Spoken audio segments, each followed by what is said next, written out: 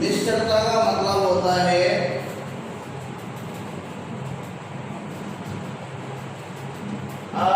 अपरिवर्तनीय। निश्चलता का मतलब क्या है? अपरिवर्तनीय, जिसमें किसी भी प्रकार का कोई परिवर्तन नहीं होता है, इसे कहते हैं निश्चलता। तो यहाँ पर विद्युत आवेश की गति और विराम अवस्था के बारे में बात करेंगे।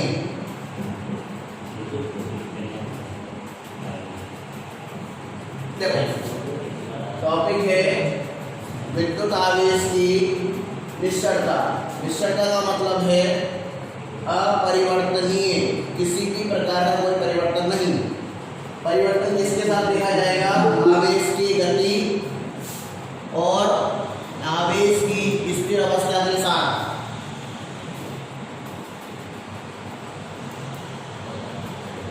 आवेश की गति और आवेश की स्थिर अवस्था के साथ में परिवर्तन देखा जाना है। तो हम यहाँ पर जब बात करेंगे तो यदि हमारे पास में आवेश गति कर रहा है, गतिमान, पहली कंडीशन, और दूसरी कंडीशन आवेश स्थिर। तो जब आवेश गतिमान है या आवेश स्थिर है तो इन दोनों अवस्थाओं में आवेश के मान पर क्या प्रभाव पड़ेगा? इन दोनों के प्रभाव का जो अध्ययन है वो अध्ययन निश्चलता के बारे में शो करेगा। तो अगर हमारे पास में कोई आवेश गतिमान है या आवेश स्थिर है तो उसके वेग पर क्या प्रभाव पड़ेगा? वेग पर प्रभाव निश्चलता को बताएगा। तो यहाँ पर हम लिख देते हैं कि अगर आवेश गतिमान है तभी वेग कैसा रहेगा? वेग अपरिवर्तित। ये वेग पर कोई प्रभाव नहीं पड़ा, और जब आवेश स्थिर अवस्था में है तभी वेग क्या हो गया? अपरिवर्तित। आवेश गतिमान अवस्था में है तो उसके वेग पर कोई प्रभाव नहीं पड़ा, और वही आवेश अगर स्थिर अवस्था में है तो भी उसके मान पर, उसकी वैल्यू पर कोई प्रभाव नहीं पड़ा।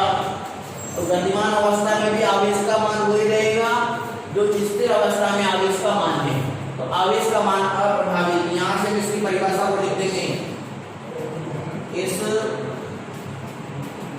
नियम के अनुसार, इस नियम के अनुसार किसी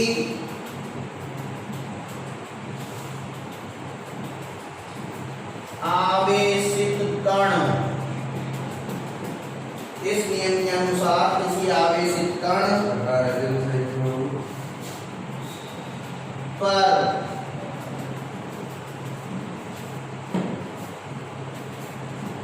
विद्युत आवेश का मान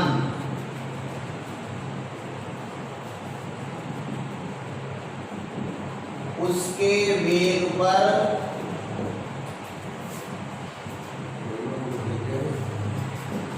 निर्भर नहीं करता है। अर्थात देखिएगा, हम विद्युत आवेश की निश्चलता के बारे में बात कर रहे हैं। निश्चलता के अंतर्गत हमने आवेश की गतिमान अवस्था, आवेश की स्थिर अवस्था, दोनों अवस्थाओं पर बात की। गतिमान अवस्था पर भी आवेश के मान में कोई परिवर्तन नहीं हुआ, स्थिर अवस्था में भी आवेश के मान पर कोई परिवर्तन नहीं हुआ। इसका मतलब है कि या तो आवेश गतिमान हो या आवेश स्थिर हो, दोनों ही अवस्थाओं में उसके मान पर कोई प्रभाव नहीं पड़ता है। तो कहने का मतलब क्या निकला कि ये सेकंड पॉइंट आपके पास निकला, सेकंड गुणधर्म, इस गुणधर्म के अनुसार, इस नियम के अनुसार किसी आवेशित कण पर विद्युत आवेश का मान उसके वेग पर निर्भर नहीं करता है। इस चीज को आप उतार लीजिएगा। उतारो, बैठे मत रहो, बैठे मत रहो, कॉपी खोलो, पेन से तुरंत लिखो इस चीज को, तब जाके टेंशन में आएगा। ये टॉपिक मैं यहाँ बोलता रहूंगा, तुम वहां सुनते रहोगे, सब ऊपर से निकल जाएगा। पहले समझा रहा हूँ, समझो, जब तुम उतारो तो उसको तुरंत उतारो, 2 मिनट में उतार लीजिए इस चीज को।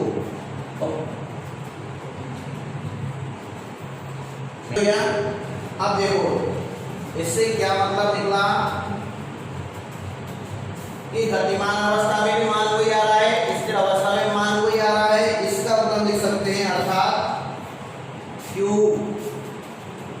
गतिमान बराबर Q विरामावस्था। ये हमारे पास में सेकेंड कॉन्सेप्ट जो था वो सेकेंड गुणधर्म क्लियर हो जाता है। सेकेंड गुणधर्म में हमने क्या कर इसकी बेटा निश्चलता के बारे में पता लगा लिया। अब चलो हम इसके अगले टॉपिक पर बात करते हैं।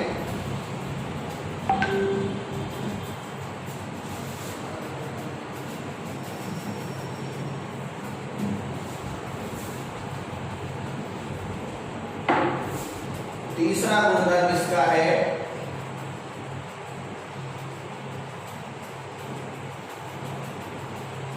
विद्युत आवेश का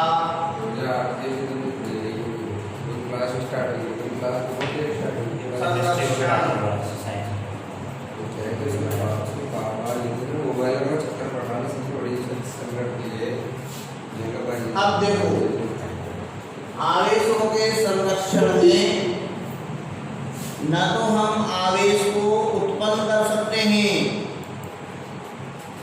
आवेशों के संरक्षण में, आवेश का संरक्षण अगला पॉइंट है। इस संरक्षण में न तो हम आवेश को उत्पन्न कर पाएंगे और न ही हम आवेशों को नष्ट कर पाएंगे। हमारे नंबर में कुछ नहीं है। जैसे हमने आपको एग्जाम्पल बताया था NaCl, अगर हम इसकी यहाँ पर अवस्था देखें तो यहाँ पर इसकी अवस्था कैसी आ रही है, उदासीन। कुल आवेश कितने आ रहे हैं, आवेश आ रहे हैं कुल 0। NaCl में एक एलिमेंट सोडियम का, दूसरा क्लोराइड का, मिल गया NaCl बन गया। बनने के बाद अवस्था कैसी आई, उदासीन। और उदासीन अवस्था आने के बाद में कुल आवेश कितने हुए उस पर 0, उदासीन है। अब जब इसका हमने क्या किया, इसको जैसे हमने पानी के अंदर डाला, डालने पर ये आयन में कन्वर्ट हुआ, तो यहाँ पर इससे क्या बनाया, Na+ और Cl-।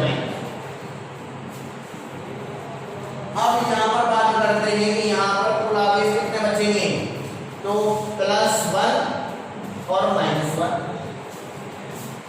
Na+ का 1 आवेश आया, Cl- का -1 आया। कुल आवेश निकालो इसके भी, कुल आवेश कितने हुए, +1 -1 बराबर 0। तो पहले भी कुल आवेश कितने थे, 0, और बाद में भी कुल आवेश कितने आए, 0। इसका मतलब है कि आवेश में कोई भी परिवर्तन नहीं हुआ। मैंने 2 दिन पहले समझाया था आपको, कांच की छड़ प्लस रेशम का कपड़ा और इन दोनों को आपस में रगड़ने से पहले दोनों किस अवस्था में थे? उदासीन। घर्षण से पहले कैसे थे? उदासीन। अब कुल आवेश कितना था इनका? 3। हमने पहला एग्जाम्पल ये लिया, दूसरा एग्जाम्पल हमने ये लिया, कांच की छड़ ले ली, रेशम का कपड़ा ले लिया, रगड़ने से पहले दोनों उदासीन अवस्था में थे, कुल आवेश आए थे। अब हमने क्या किया? रगड़ा इनको,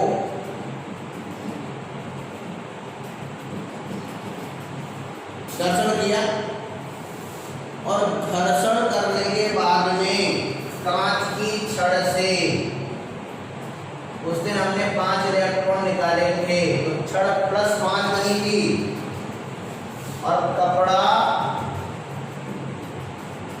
-5 बना था। हरी बसन में जितने इलेक्ट्रॉन कांच की छड़ से निकल जाएंगे वो निकल कर कहाँ पहुंचेंगे?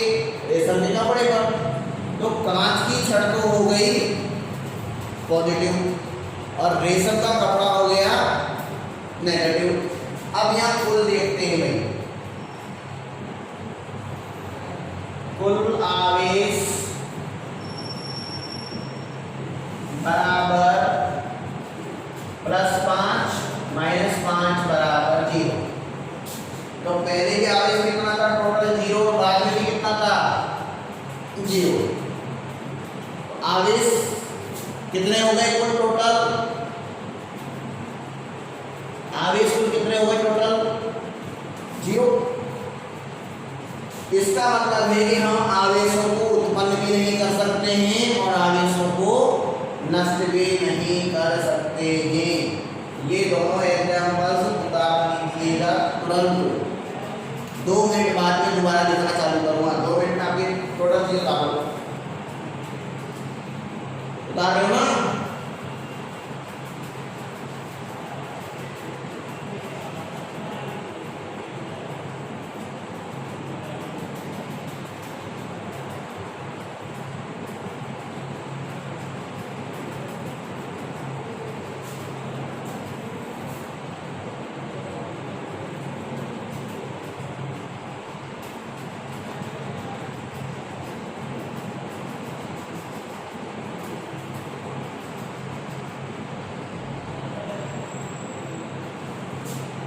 बार लिया,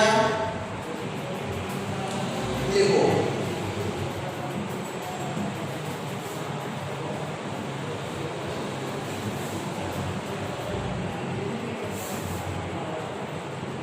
इस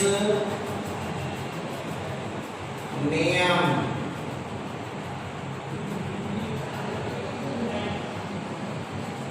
के अनुसार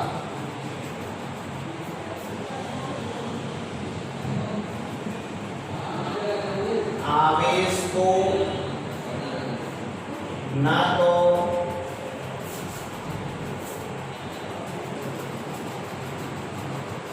उत्पन्न किया जा सकता है और न ही नष्ट किया जा सकता है। केवल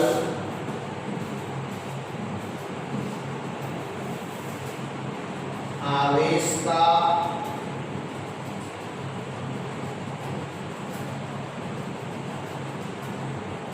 स्थानांतरण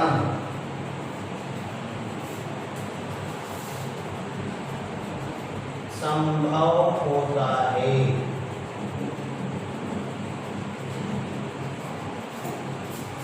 आवेश को न तो उत्पन्न कर सकते हैं भाई, ना आवेश को नष्ट कर सकते हैं।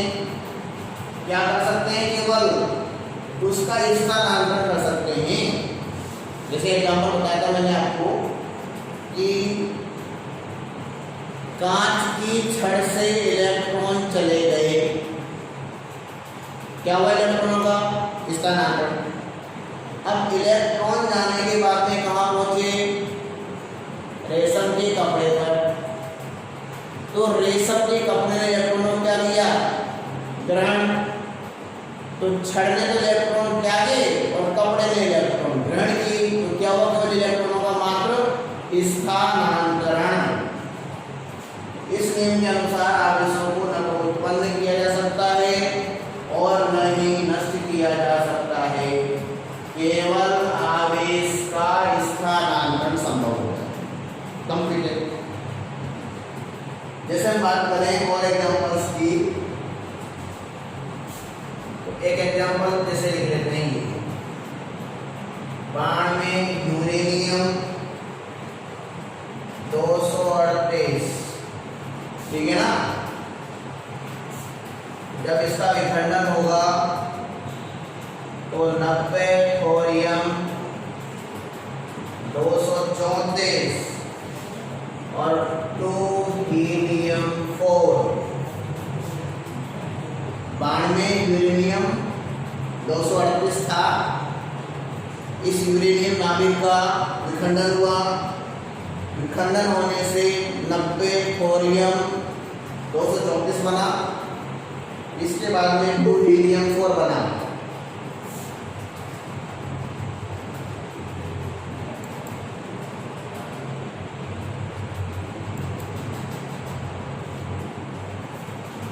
अब आपके पास में आवेशों के बारे में बात करें तो आवेश कितने थे? तो यहां पर बात कर लेते हैं पूर्व और यहां पर बात कर लेते हैं पश्चात। तो नीचे वाला जो एलिमेंट होता है ये नीचे वाले हमारे पास में आवेश कहलाते हैं।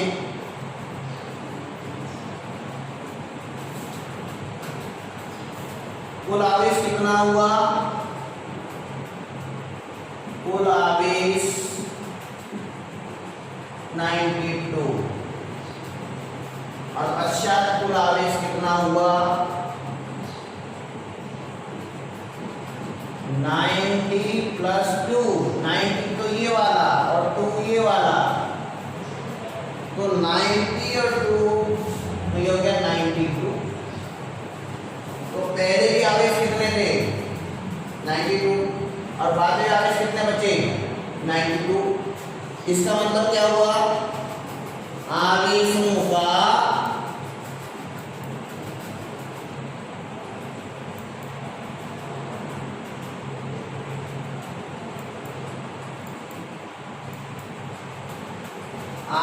का क्या हो गया? संरक्षण हो गया। अर्थात न तो आवेश उत्पन्न हो सके न आवेश नष्ट हो चुके। तो ये हमारा तीसरा आवेश का गुणधर्म था। उतारो सर। हाँ बोलो सर इस एग्जाम्पल के ऊपर बताना। किसको? एग्जाम्पल के ऊपर बताओ। दोबारा देखो, आप केमिस्ट्री में पढ़कर आए हुए हो कि आपके पास में ये कैसे होती है, ZXA। ये होता है Z आपके पास में क्या है? Z बराबर परमाणु क्रमांक। ये परमाणु क्रमांक, ठीक है। और परमाणु क्रमांक को फिजिक्स में यहाँ पर नाम दिया गया आवेश का मान। ये केमिस्ट्री के अकॉर्डिंग ZXA, Z परमाणु क्रमांक, केमिस्ट्री में, फिजिक्स में Z क्या है? आवेश का मान। अब हमने जो एग्जाम्पल लिया वो एग्जाम्पल क्या लिया? बाण में यूरेनियम 238। तो ये 92 जो आ रहा है, ये 92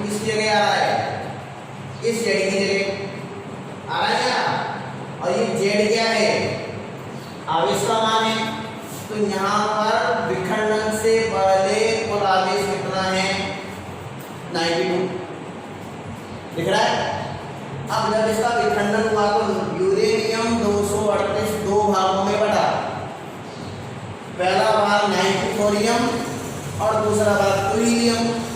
तो घटना के घटित होने के बाद में आवेश कितना बचा 90 प्लस 2। तो घटना के पश्चात आवेश कुल कितना हो गया 92। तो दोनों ही अवस्थाओं में आवेश का मान कितना कितना आ रहा है 92। इसका मतलब आवेश कैसा हो गया संरक्षित। क्लियर? एनी डाउट इसमें? No sir. कंप्लीट है बेटा। चलो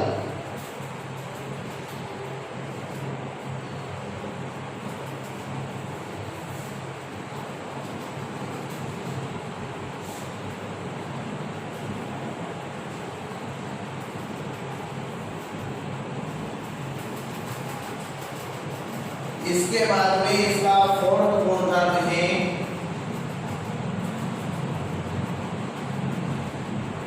आवेश का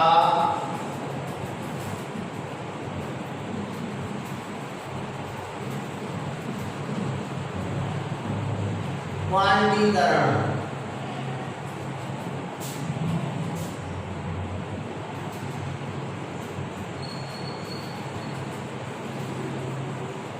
सबसे पहले तो हम इसमें क्वांटा का मतलब पता लगाएंगे।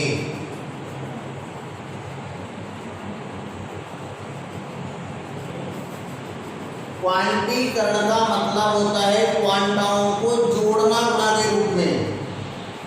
किसके रूप में जोड़ना? गुणा के रूप में। तो ये हमारे पास में कहलाता है क्वांटीकरण। अब बात आती है क्वांटा किसे कहते हैं। जब क्वांटा समझ में आएगा तो फिर क्वांटीकरण समझ में आएगा और फिर उसके बाद में कर लेंगे आवेश और क्वांटीकरण। तो क्वांटा का मतलब होता है वह छोटी से छोटी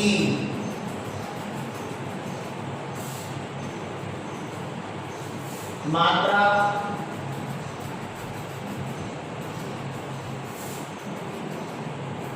जिसका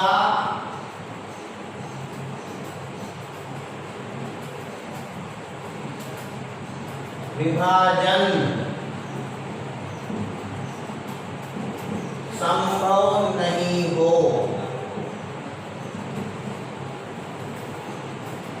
और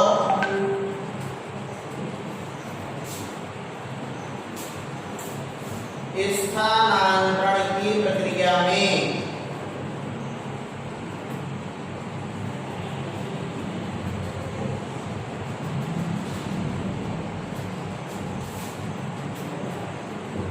योगदान हो।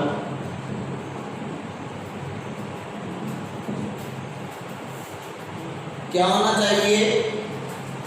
छोटी से छोटी मात्रा होनी चाहिए। राशि लिख सकते हैं इसको, ये राशि के छोटी से छोटी मात्रा या छोटी से छोटी राशि जिसका क्या हो आगे विभाजन संभव नहीं है। मतलब हम उसको और आगे नहीं बढ़ सकते, विभाजन संभव नहीं है। और क्या करे वो स्थानांतरण की प्रक्रिया में भाग ले। तो ये पूरी की पूरी स्ट्रक्चर क्वांटा कहलाती है। जैसे अगर हम बात करें शरीर की,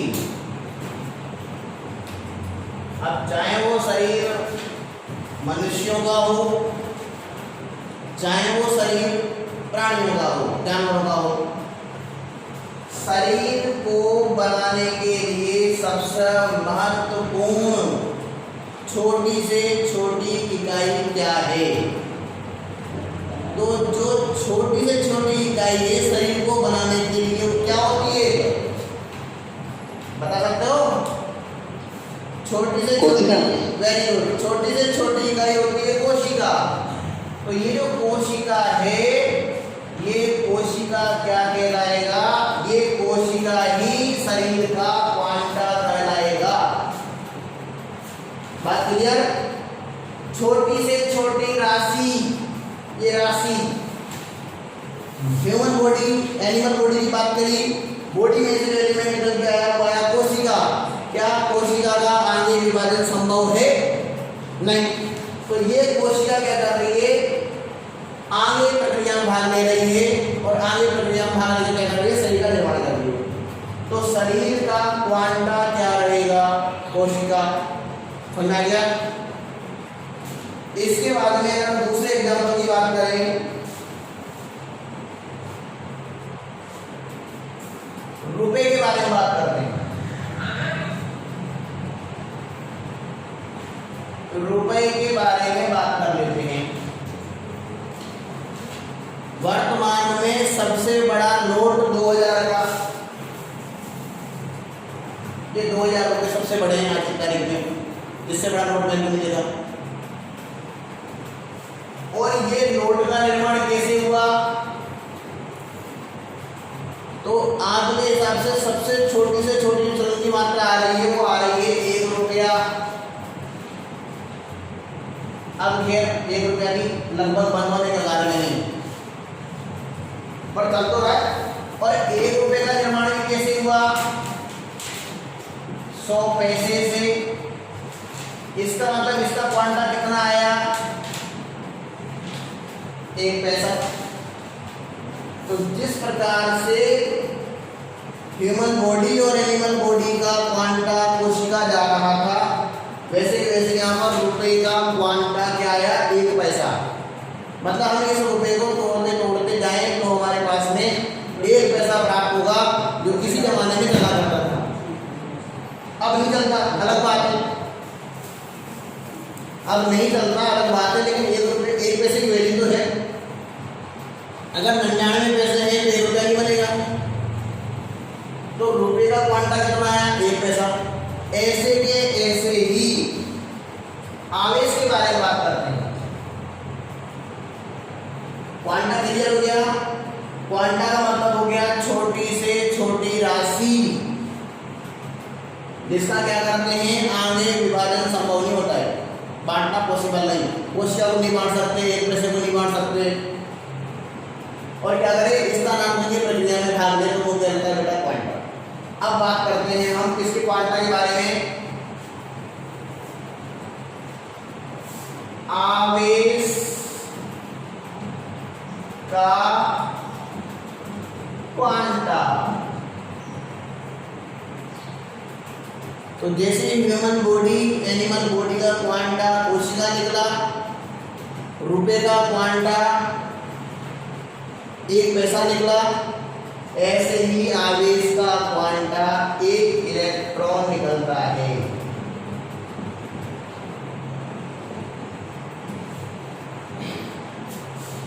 कम से कम स्थानांतरण की प्रक्रिया में 1 इलेक्ट्रॉन का स्थानांतरण होगा।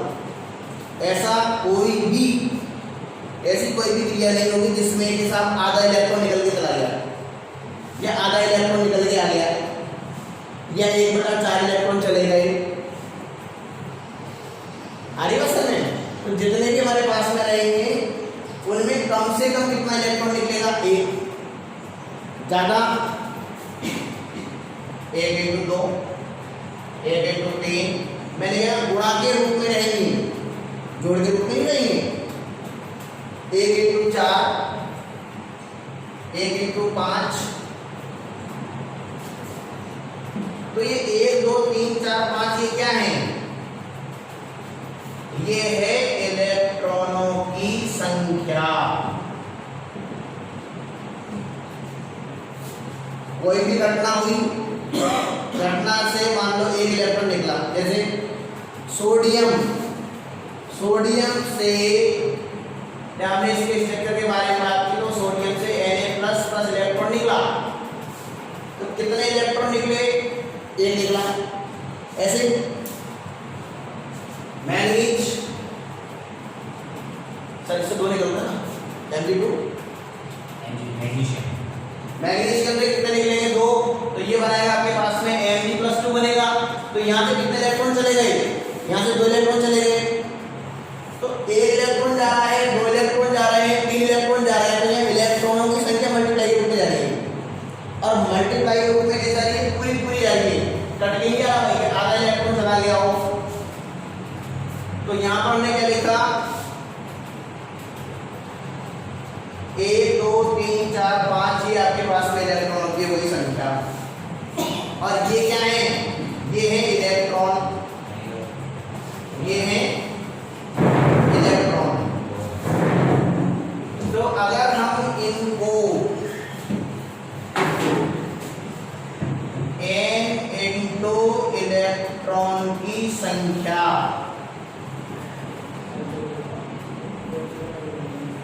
तो ये हमारे पास में क्वांटीकरण कहलाएगा।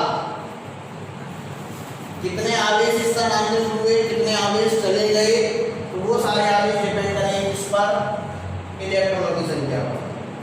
आवेश का क्वांटा क्या है, एक इलेक्ट्रॉन। आवेश का क्वांटा क्या है, एक इलेक्ट्रॉन, और कितने इलेक्ट्रॉन जा रहे हैं उनसे कर दो मल्टीप्लाई, तो n इंटू इलेक्ट्रॉन। तो जैसे ही n इंटू इलेक्ट्रॉन होंगे तो ये आपके पास में हो जाएगा आवेश की मात्रा। आवेश की वो कितनी मात्रा है, मात्रा को रिप्रेजेंट करते हैं हम Q से, n इंटू इलेक्ट्रॉन को E से। अब इलेक्ट्रॉन अगर जा रहे हैं, इलेक्ट्रॉन ज्यादा जा रहे हैं तो साइन आएगा पॉजिटिव, और इलेक्ट्रॉन आ रहे हैं तो साइन आएगा नेगेटिव। तो यहाँ पर कॉमन लिख दिया मैंने, Q बराबर plus minus number of electron, n इलेक्ट्रॉनों की संख्या, कितने इलेक्ट्रॉन गए। तो ये हमारे पास में आवेश के क्वांटीकरण का फॉर्मूला बन गया। और इस फॉर्मूले पर एक नंबर का न्यूमेरिकल पेपर में कई बार पूछा जा चुका है। कितने इलेक्ट्रॉन क्या लिए जाए उस पर आवेश कितना होगा, कितने इलेक्ट्रॉन निकाल लिए जाए तो आवेश पर क्या प्रभाव पड़ेगा। तो ये सारे के सारे क्वेश्चन यहाँ से हल होंगे। तो समझ दो, क्वांटीकरण, क्वांटीकरण का मतलब है क्वांटा का गुणा के रूप में। क्वांटा क्या रहेगा आवेश का, एक इलेक्ट्रॉन। किसी भी वस्तु से कितने इलेक्ट्रॉन निकले तो n नंबर ऑफ इलेक्ट्रॉन, इलेक्ट्रॉनों की संख्या, कितने इलेक्ट्रॉन, इलेक्ट्रॉन का मान। कभी भी प्रक्रिया के अंदर आधा इलेक्ट्रॉन, 1.5 इलेक्ट्रॉन, 1/4 इलेक्ट्रॉन, 1/5 इलेक्ट्रॉन, ऐसा इलेक्ट्रॉन नहीं निकलता है। इलेक्ट्रॉन पूरा निकलेगा नंबर ऑफ इलेक्ट्रॉन। तो अगर हम इसको पूरे को देखें कि हमारे पास में आवेश के क्वांटीकरण को उत्पन्न करता है, इसमें देखो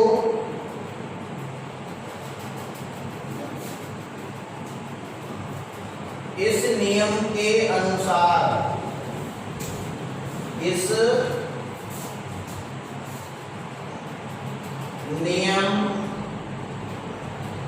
के अनुसार किसी वस्तु पर, किसी वस्तु पर आवेश का मान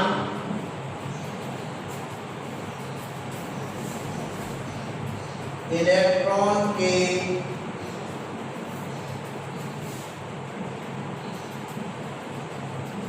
आवेश का कोण गुणज